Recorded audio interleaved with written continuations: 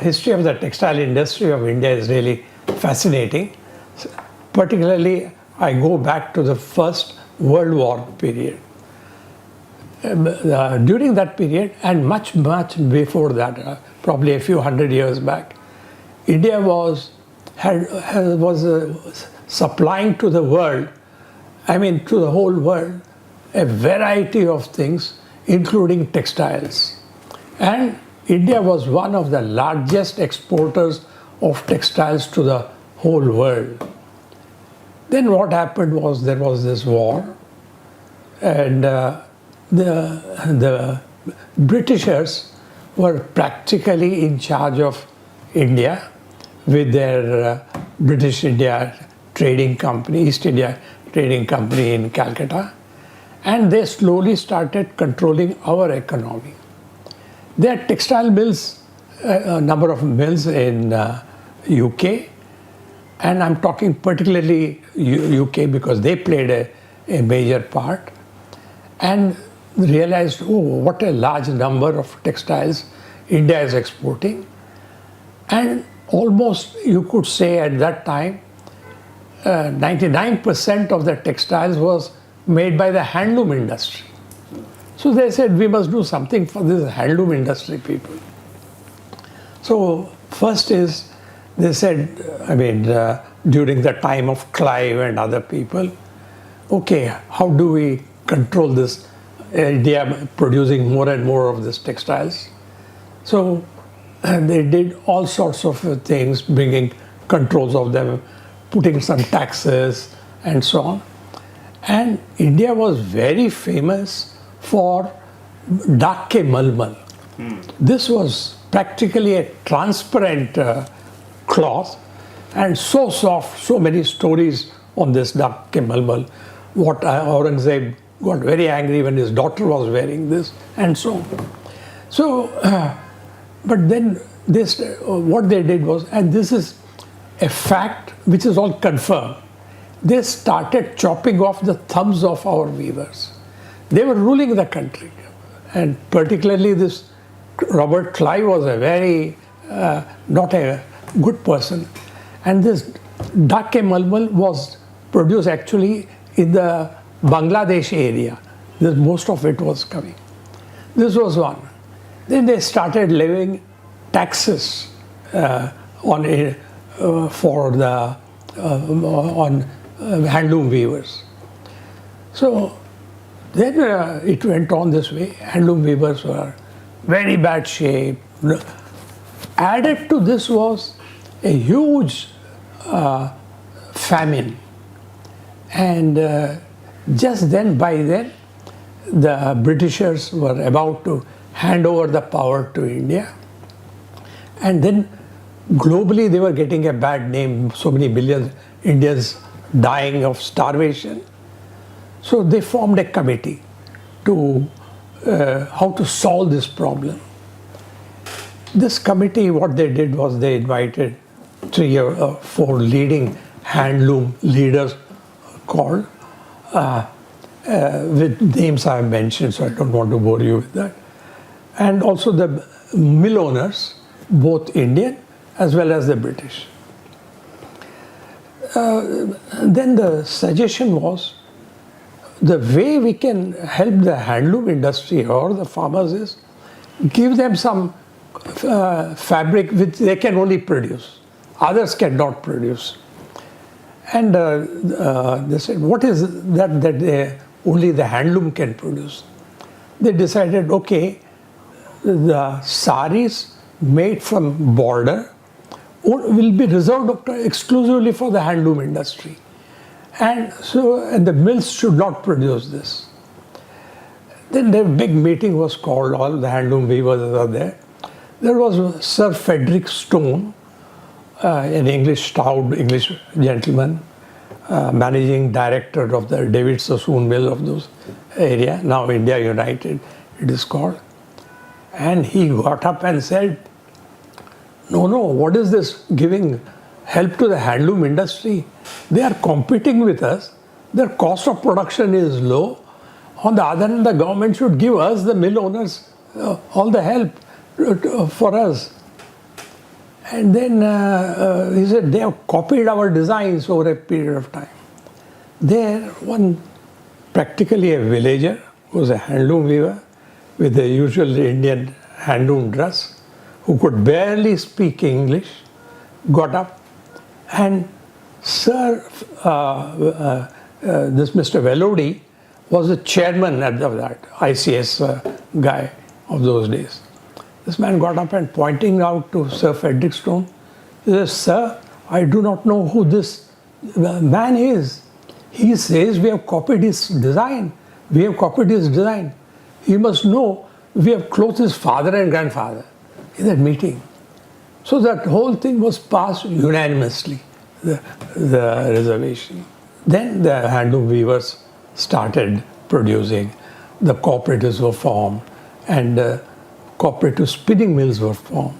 There was also a lobby all the time, different lobbies naturally, which happens. And this was the earlier part of the handloom industry. Then came, the mills. Unfortunately, this is a truth. Our businessmen, we can't say it in public. They did something's very wrong, because handloom industry, what they used to do, even now you will find in Bhiwandi and other places, you will know. In the government had put some rules for the handloom industry. One man cannot have more than 4 looms. So how they can get over this was those people and from certain parts of India, in one big room, they would put a chalk piece. And in that chalk piece, there will be 8, 10, 12 looms and so on. This belongs to names, any name is come. They would say, "Bola na kuch naam." They would put down that they are all the owners and so on. So once again, the handloom weavers were affected. How can you compete? Their productions of the power loom was so high. The power loom weavers took over this handloom, and this problem has existed for years and years. And different people, in their heart of hearts, and more so the politicians, did want to help the handloom weaver.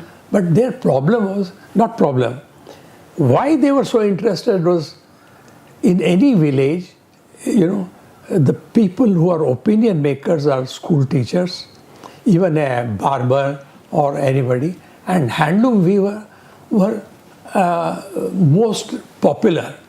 So they would bring in votes to any political party. So these political parties were interested in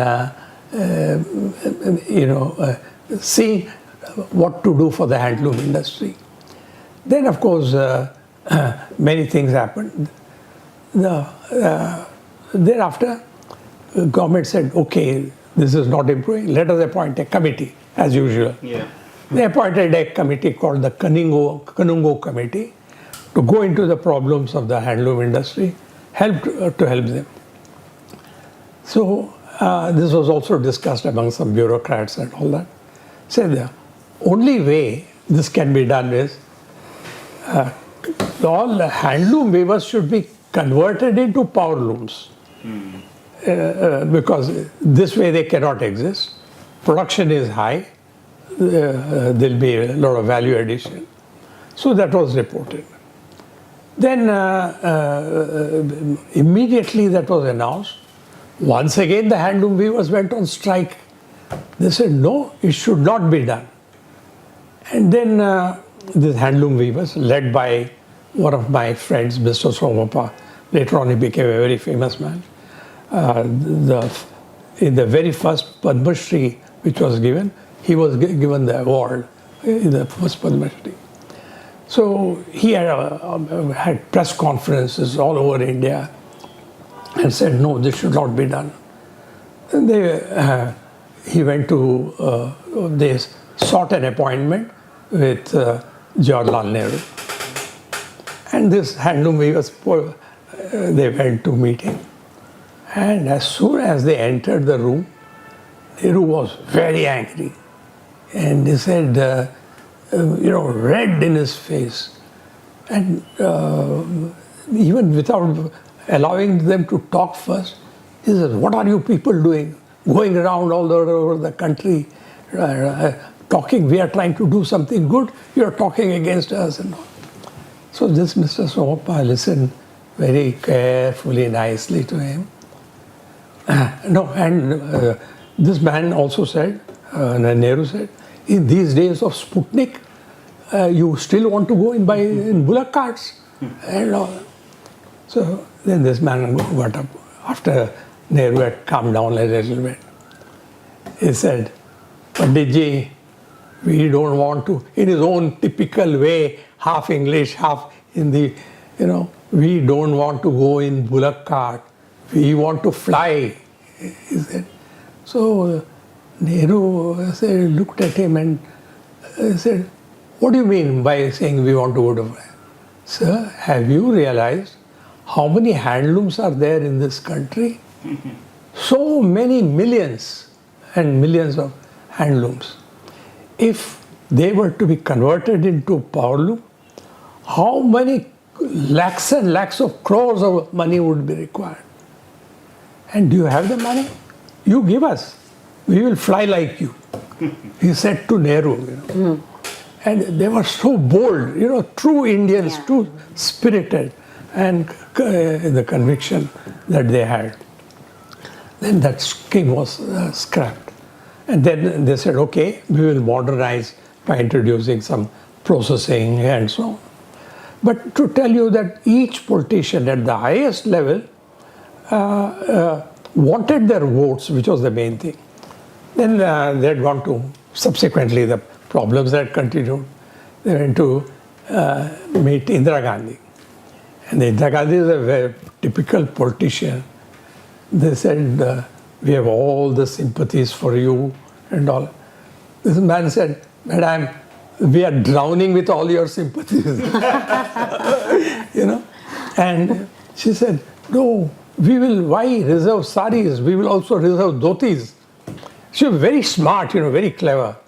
And he said, "Where your son and my son are wearing dhotis, what the use of your giving reservation for dhotis," and so on.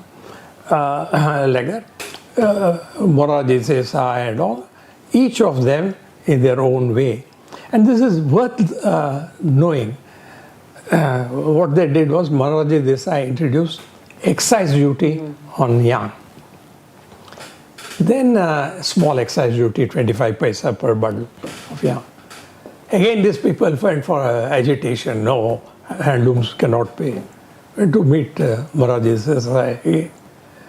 But we have to also admire these politicians. They were honest, they're thinking. He said, "Sir, you have introduced this." He said, "After all, what is it we have introduced? Some 25 paise per bundle of yarn, and you people are making big hesitation." He said, "Yes, Morarji bhai, 25 paisa is a small amount. For a weaver earning 1 rupee, it is a big amount." Immediately, see, look at the greatness of these people. He called Morarji secretary, revenue secretary, and he said, "Look, this is what they are playing about this same scheme." So this is one part of the story. Then the modernization and all came in. And this is also very interesting. One person we have to be grateful for this prosperity and modernization is Abid Hussain, who later on became Indian ambassador in America. Now, what had happened was that old government had gone, and VP Singh and all had come. There was also an association formed by local industries, Mr. Modi and others, called the All India Association of 100% EOU, where all 100% EOU people were sort of supposed to be members. And I was the vice president at that time. And at that time, in a meeting, they said, "Mr. Anand, you're connected with Textile. why don't you help exports and all that. And this EOU scheme we have introduced and all. I said, okay, let us see what can be done. These are all very interesting and very political things. So then what happened, the chief minister of Maharashtra, elections were coming, they had wanted to set up a spinning mill which would give employment to people and all that. Then the mill building was ready, everything, but no money. But again, IFCI, who were canvassing cooperative spinning mills, were not allowed to finance cooperative spinning mills at that time. And then one of their persons said, what is to be done? Again, that was converted into EOU, and that's how India's first EOU was born. And in all this, Eastern, three defining moments in the history of the textile was due to Eastern. One is India's first EOU in spinning. First in air engineering about Lua. The third is terry towel. And India is famous for these products now and huge exports. You know, with the requirements of the textiles in the country, many industrialists had started thinking of setting up textile mills. But earlier to that, a couple of well-known families whose names I have mentioned also set up the first mill, which was a successful one. And their 100th year was also celebrated in a big way in India. In fact, one very good book which was published, which unfortunately is no longer available, is by Indian Textile Journal at that time were in existence. Such a thick book. Even the one copy I had, there was a fire and it got destroyed in my office. And that gives a lot of the industrialists of that time. So more and more mills started coming up. And then there was slowly requirement of spare parts and so on, instead of importing from, particularly from England. Some people, and Indians are entrepreneurs. They started manufacturing these things in Ahmedabad and other places. And later on, they said, okay, why not we make the full machines itself? In a textile mill, there are spinning mill, there are 2 or 3 machines which value of which is almost 65% of the entire investment. That was the ring frame, the rowing machines, and winding and so on. Now, the first machine they thought of producing was by an engineering genius in Coimbatore. His name was Balasubramaniam. Balasubramaniam was also very, very close with the Lakshmi family. Maybe they were related, I'm not very sure on that. And then he said, I can produce a ring frame. And being a genius, what happened was, he established a company called the Textile company. Now, and started producing the ring frame. People were anxious to buy because much cheaper and workable. So he went on producing. But then at some point of time, of course, the other part, he would say, being a genius, I can do everything, I can produce a plane like that. Not eccentric, but he was a very nice guy. I mean, they said, we have to, by that time, the first machines had started coming from Europe, from Platts and Ritter and all, and a huge difference in quality. So Mr. Devrajlu said, Bala, now, why not we take collaboration with a company called Ritter? I've spoken to some people, they are willing to collaborate. Then this Balasubramaniam said, no, why I should collaborate with my machine is much better. And the smartness of Devrajlu was, okay, Bala, what you do is, you run the Textile and my brother Sundaram will also help you, like what we are doing. But now he will take care and let me start with Reater. He said, okay, you do what you want and all that. That was the first real quality machines produced in India. And I must say this, the Swiss and the Germans, when they give a collaboration, they give it from the heart. Yeah. No hanky-panky, no over-invoicing.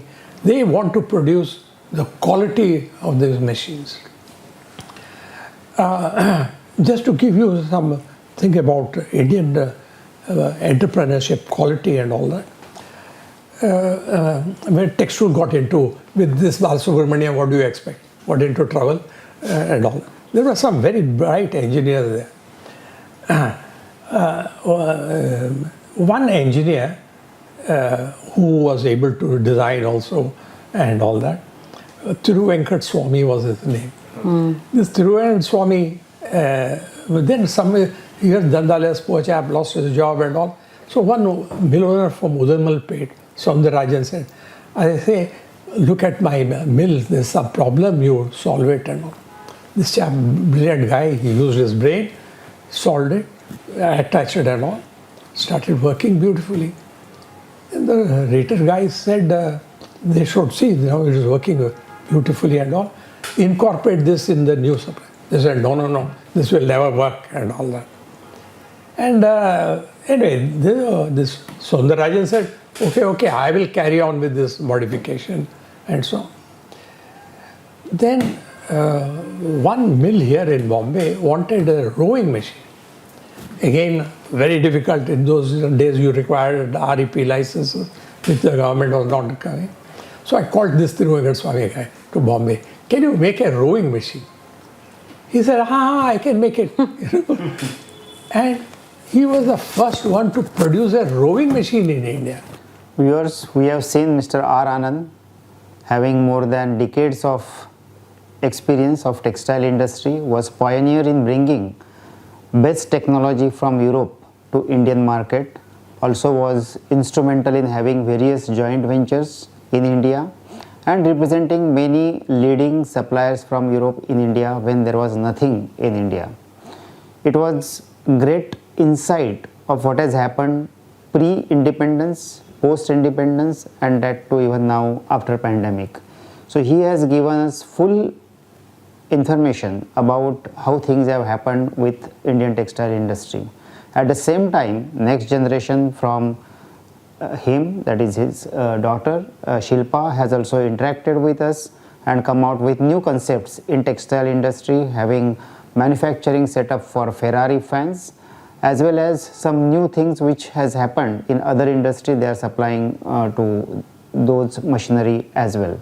So in nutshell, Eastern has laid a good foundation for the Indian textile industry as far as machinery division is concerned. So textile engineering was the DNA in Eastern, that is of Mr. R. Anand, and he has helped the entire industry to do certain good things. Thank you very much for this session.